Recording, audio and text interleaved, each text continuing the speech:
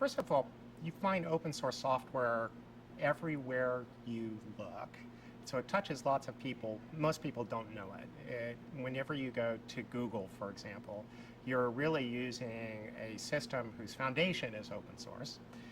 If you have a TiVo at home, it has Linux inside it, an open source operating system.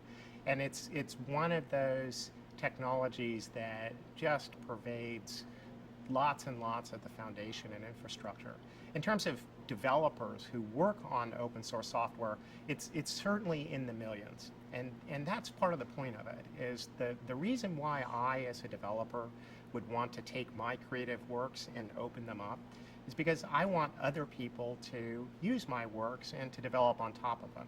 And the real way money is made in the software business is that other people use your software, build on top of it, and that creates more demand for your software. And that is what makes software this vibrant, will never end system. It's just this layers and layers and layers of innovation. Ultimately, if you're trying to work on what I'll say are foundation software, these are operating systems. It's the sort of the backbone of the infrastructure to make the internet work. It's either open or you'll become a niche. And that may sound like a very broad statement when you have the world's largest software company, Microsoft, not being open source. But it's inevitable that the foundation operating components will be. Is that inevitability 5 years or 10 or 20? I do know that the generation of software programmers that are coming up, the kids that are in college, that's what they know, that's what they expect.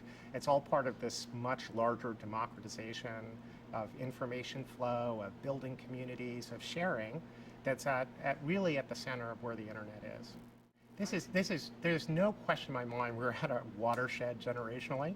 There'll be those of us on one side who don't get it, and we're old and don't instant message all the time, and then the younger generation, and my kids who have just grown up on the internet, they don't expect anything different. In fact, it's kind of weird if you aren't out sharing or you aren't having some sort of community.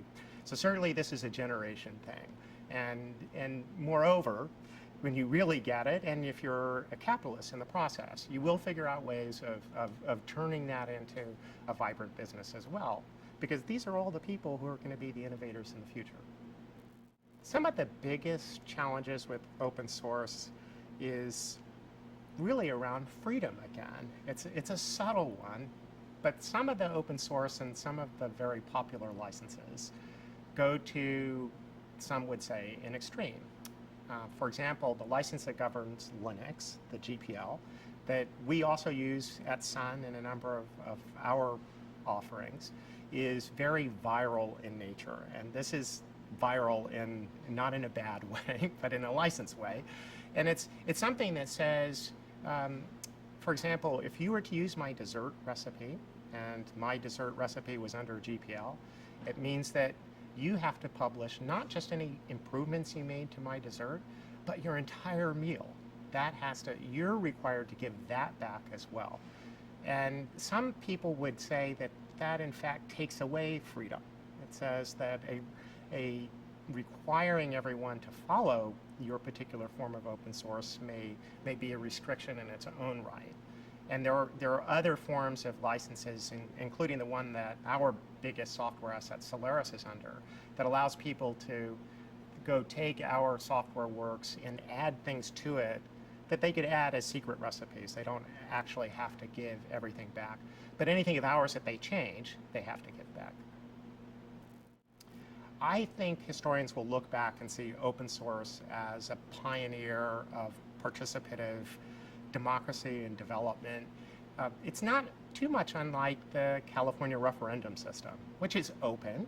It has a certain amount of anarchy about it that open source, when you look at it, shares that as well. But I think at its foundation, it's all about networking. It's about building communities that go across time and geography, that allow the free flow of information. And you can't help but have that radically change and transform the way society works. A big thing we can learn from open source is about transparency. And it is that everybody can see everything that's happening. I think it's a really big lesson for us in society and how we go form public policy in the future, and how the citizenry is not only informed, but participates in those processes. The open source movement is just one of the aspects of information technology that's changing radically.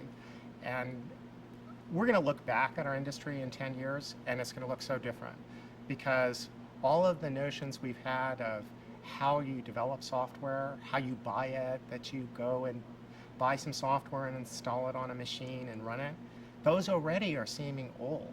What you do is you access the network and you participate on the network. And those foundations, those seeds that we see right now, we'll look back upon and say open source was a piece of the transformation of society with the network in the center.